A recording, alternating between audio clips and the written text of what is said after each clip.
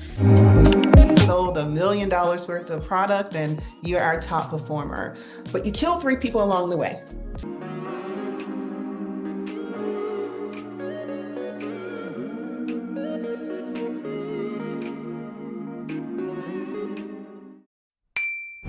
Good morning, USA, where Demetha and Michael are joining us. And good afternoon in the UK, and from myself in Europe, Celine Hoogenkamp. So I'd like to introduce Michael, who is our strategic USA-based partnership and leadership development project, a good friend and an ongoing project collaborator. And Demetha, who is a senior global HR leader for Digicel, a Caribbean mobile network. And previously, Demetha has worked with Atlassian, DHL, and Cargo, not necessarily in that order. And we're good friends and we collaborated on projects, and she's been a previous client of mine. So here we are today. We're going to talk about how leaders identify, address, and potentially manage the culture cost of high performing teams, individuals, but having dysfunctional and toxic behavior. So Demetha, take it away. Start asking Michael and myself questions.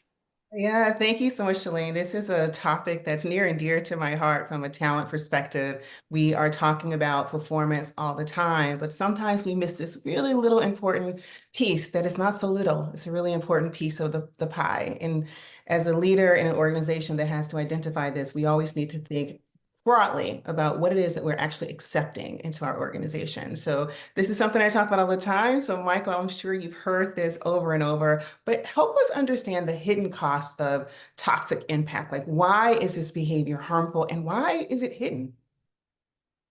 Well, Demetha, unfortunately, I have too much experience through executive coaching and some of our programs. I'll share maybe 3 thoughts. The first is, I'll call them a tax. There's almost like a cost to this behavior. So when you have a toxic leader in your team or in your ecosystem, the first thing that happens is there's a silence tax, right? So people won't speak up. There's a lack of psychological safety. What that leads to then is errors, rework, miscommunications, workarounds. This idea that other contributing members of a team can't speak up because they feel unsafe, it creates real cost to the organization. I think that's pretty easy to understand. I think the second thing that we get are these odd informal shadow structures where people don't go to the source, they don't work directly. It's more than silence. They have to get their work done, but there's increased inefficiency by doing workarounds. There's a lack of productivity in a sense because of all these other substructures and sub communication vehicles that have to exist because we're avoiding that toxic, often ego driven, loud, sometimes even a bully type of behavior. The last thing is obvious, I would hope, for everyone. And I've seen this all too much, which is the sort of attrition tax or nobody leaves the organization and writes a note says my boss is a complete jerk or I can't tolerate my boss anymore. Sometimes But they they do. leave. But they leave. And sometimes they do. That's right. But they leave. So there's actual attrition that has a cost to it and a productivity. So there's a couple things that happen that are sort of unseen until they're seen. And that's usually increased cost, increased turnover, and real negative things for the organization. I'll pause there. Yeah, then how, when you think about that, there's the soft side, but there's also the financial side. How do you actually measure this? So taking outside the gut, we know things are bad, but if you wanted to put this in a dollars and cents, that's the thing that leaders pay attention to. How do you measure it? So Edmondson did a little bit of research on psychological safety and talked about the idea that when small errors go unaddressed and then they become larger problems for the organization, there's a real cost to fixing problems. Let's think about compliance just for a moment. There are small things where people don't speak up because they don't feel safe. There's a pretty low cost. By the time the error becomes visible to many others, because no one's talked, now it's visible, the cost of those mistakes and errors have been shown to be increased by 3x, 5x. There's some number there. I don't know the number, but there is some increased cost. The second one is a little more obvious, which is attrition. You know from what you do, there's a real cost to losing a tenured employee who knows what they're doing, who just packs up and goes because of some toxic leader or toxic environment. What is it, 1.5 or 2x? There's an opportunity cost because a position's vacant. So there's real cost in attrition, there's real cost in these workarounds, and there's real cost in these sort of errors that are occurring that are left unaddressed early and meant to grow exponentially in many cases. It's really easy to kind of quantify this and think of it when it is an employee, the employee down in the organization. So you have a Right. manager bad, or you have a salesperson that's just doing the wrong things. But what do you do when the person is actually the founder or the CEO themselves? I've had the pleasure and misfortune of working for all types. So I've done private, I've done public, I've done founder-led, and there's always some dynamic inside of that. So when you find this toxic behavior at the founder or CEO level, what do you do? Well, first of all, that's pretty scary, right? Because the Yeah. formal power sits in that person. So look, founders and CEOs have bosses as well. They have boards, they have clients, they have investors, they have customers. But let's talk about specifically ask, well, what do you do? One of the things you think about doing is you form the complaint or the addressing of the toxic behavior in the language of a business risk. So the behavior itself is interesting, but the impact of that toxic behavior would have a business risk or a business impact. I have coached people to take out the behavior and talk about the business impact or the business risk that may come from the behavior. That's a starting point. Still, that yet takes courage, right? So I know this isn't the perfect response, but we build coalitions of other highly talented and highly valuable employees. One is one against the founder or CEO, but seven or four of us who are well-intended and trying to do the right thing. And then third, I think is, you have to have some mechanism to communicate to a board. You have to have some mechanism to communicate to somebody who has authority, because the idea that you take on a very toxic founder, take on a very toxic CEO, where the formal power is out of balance, it's very difficult. Frame things in business risks, build coalitions, and have some meaningful way to go through a channel where there's additional power. Without that, it's very difficult. And I hate to say this, Demetha, but get yourself prepared to maybe exit the environment. When the environment is affecting your mental health and your ability to be productive, sometimes you just have to move on if the environment won't change. Mm, mm, mm. So, Demetha, I'm curious, like you've worked in large corporations predominantly, right? And as you said before to Michael, you've experienced the CEO modeling the pie, so to speak. And there's quite a few examples around that where we've seen in the past that CEOs get fired by their board because they are creating toxic culture, right?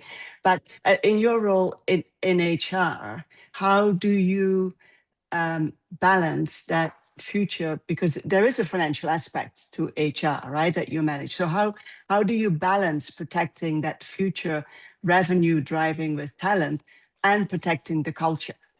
Yeah, I think in a lot of organizations, we think there's some sort of a trade-off here, right? So there's a false sense of you have to keep this person because they're making money for the Yeah. organization.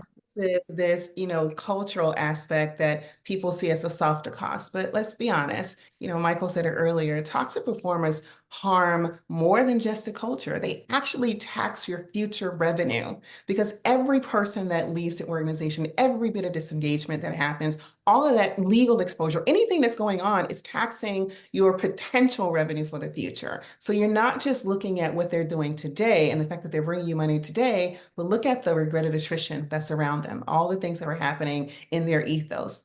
But you have to make sure that you are doing this the right way, because people feel like you can't say to a person who's a high performer that, you have bad behavior. That's not true.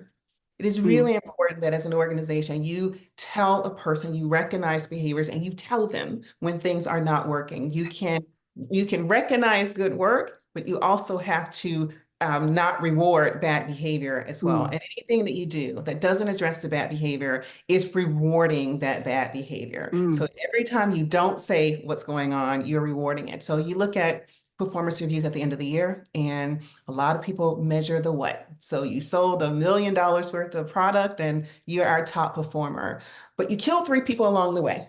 So the question is, are you okay with the fact that the person made $1 million but killed 3 people? Or are you going to say, you know what, that's not $1 million that I wanted. I want you to do this the right way. So in our organizations I work with, we are clear on the what and the how. So this is how you frame this in the right way so that you don't recognize behaviors that are bad for the organization overall.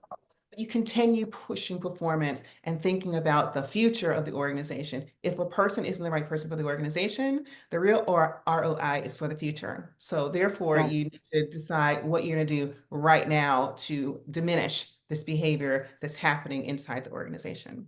Right. So what I'm hearing you saying is that when we talk about where do you draw the line, right? That's in context different for every organization. That's right. Is that what you said, what I hear?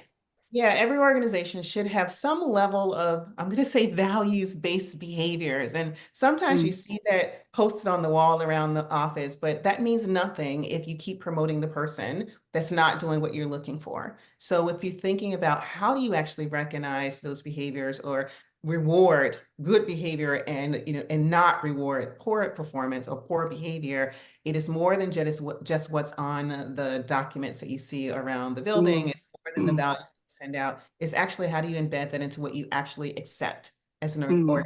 What are you willing to accept a person doing that represents you? Because this is your organization at this point. It represents you as an organization. And what aren't you willing to accept? And you have to keep things in close coalition with each other. I'm going to throw a side question because I know it's a topic dear to your heart, Demetha. So would you, when organizations consistently promote some people over others, right? So to the cost of other people, and often that's a gender issue, would you say that belongs in the side of that can be toxic behavior? Well, it depends. So, and I say that on purpose. It depends because it depends on, are you promoting a person because of what they're actually doing, or are you promoting them because you just like them? Right. For whatever reason, like they're delivering dollars and so you like them and so you're promoting them. Or are you actually promoting the person because they represent everything that you want in this organization, not just a number, but also the culture. So I disagree with promoting people that aren't ready for those promotions. And readiness is not just about the money that you can earn. Readiness is wrapped up in a whole lot of other things. So in any conversation about succession, and I've had some tough conversations with leaders about succession in the past, to say this person should not be on a succession plan. I understand that they are making you money, but this is why they shouldn't be on a succession plan. And here's what you should do about it. And here are people that you should be looking at because this person represents what you want. So what do you really, really want in this organization? That's the question you have to answer first before you promote anyone into another leadership position and allow poor behavior to continue to disrupt the organization. Yeah. And that's one way of minimizing toxic behavior in the future, right? Right. That's right. Nice, thank you. I think it's your turn to ask me a question, if I'm on the right track. Oh, yeah. Well, I mean, I was thinking about this because, I love talking about behaviors and succession. You get so into it. Yeah. Yes, it's so into it. So as you think about this and you think about the organizations, and I mean, as a coach, how do you recognize when a person has already crossed the line into tolerating that toxicity inside their team? So you have CEOs that are sitting at their desk and they're promoting people and they're putting on succession plans, but help them realize that what they're doing is actually creating the reverse of the behavior. Yeah.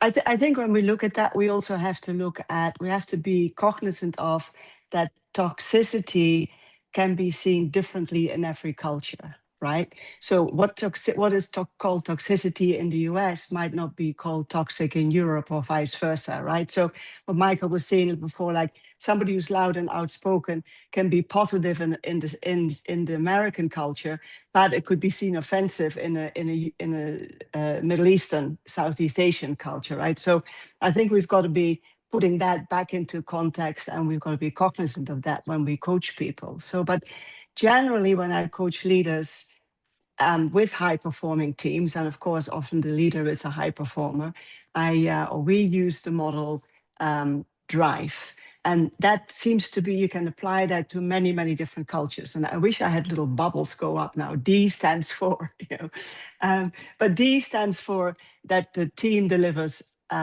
results, right? So that's important because toxic behavior, as both of you have said, longer term creates bad business results, right? It's not good for business.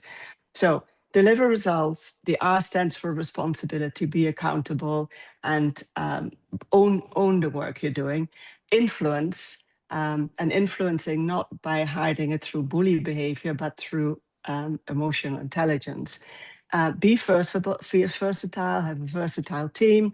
And what I think is important is that the high performer brings an enterprise-wide thinking to the company. So think bigger than their role, think bigger than their responsibility, right? So when any of these acronyms get unbalanced, like for instance, the bully masking their behavior by calling it, I'm influencing the team. When any of those get unbalanced or they unravel over time, then I think the team becomes dysfunctional and the culture will over time suffers.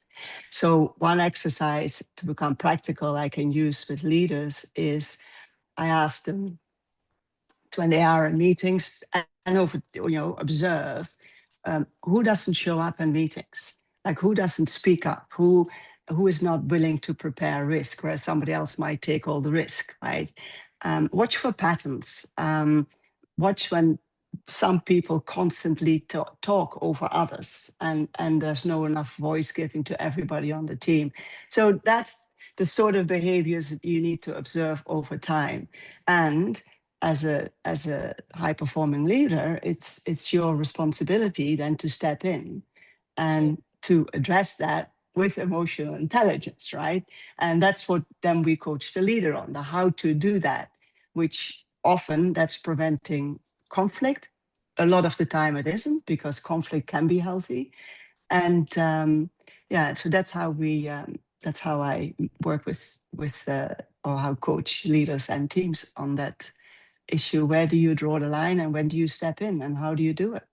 Yeah, I like that acronym and the way that you like to think about that. I was thinking about this when I start thinking about this conversation, and the one thing that stands out is toxic behavior thrives in silence. And that's one of the things silent text. Yeah. Understood. Yeah. So when you see a room where the only person talking is that one person, or people don't feel like they can add value, there's conflict avoidance, all those things that kind of happen, that's where toxicity, and I said it all wrong, thrives. That is where it thrives. And this is what we're actually looking for. But when you think about culture, and this is a conversation I've had with a lot of different companies that I worked for, culture and ambition, and there's this kind of a tension that kind of sits inside of that. When a company is really focused on their culture, you'll hear every single company I work for says, we don't want to erode the culture. We're doing things, we want to make sure we keep the culture intact. Sometimes when you think about the keeping that culture intact, sometimes you might be actually pushing out ambition or results-driven people. Do you think that that's a true statement, or how do you feel about that? Is there a risk there? Well, I think from my perspective, I think ambition and drive aren't really the problem in the culture. Where the problem happens, and we touched about that earlier, is when somebody develops their own success to the cost of somebody else, consistently, right? And that's where you get this, people then leave. People leave the organization. And if then the leaders don't take the action, that's where you get the high attrition rate. So I'd say that there's a lot of data that says that high trust cultures, they consistently outperform cultures that maybe thrive on, I don't know, thrive on toxicity, but on not high-based trust cultures. I think it was a report by the 2025 Gallup poll that said something like members of high-performing teams are 2.3 times more likely to feel trusted by their leader and respected by their peers. So, and more likely to adapt to change. So all those elements are good for business results. So I think that that those two, developing ambitious, results different people, as in you work hard in the business, does not necessarily have to affect culture negatively. And I think you don't need to be too focused. Is that what you're saying? Like, be too focused on keeping the culture beautiful. Keeping the culture beautiful, some of you say that. But I don't think that is a clash in that. Great. Yeah. Thank you, Celine. Well, thank you, Demetha, Celine. Wonderful conversation. I was happy to be a part of it. It's interesting as we summarize, a lot of cultures that are attempting to be high-performing cultures, which all of us are, we kind of sometimes mix or confuse intensity with toxicity. And there is a line, Demetha, you and Celine were just talking about this idea of ambition. Well, when does ambition overreach and begin to be sort of a negative and produce the results we don't want? These conversations are not easy. There's a real cost, we know, to toxic leadership behavior in the workplace through attrition. We've talked about some of these concepts around silence tax, around these workarounds and these decreases in productivity. Obviously, turnover of key talent is important. I think the senior leaders that can really parse apart this idea of intensity versus toxicity. This is a key question.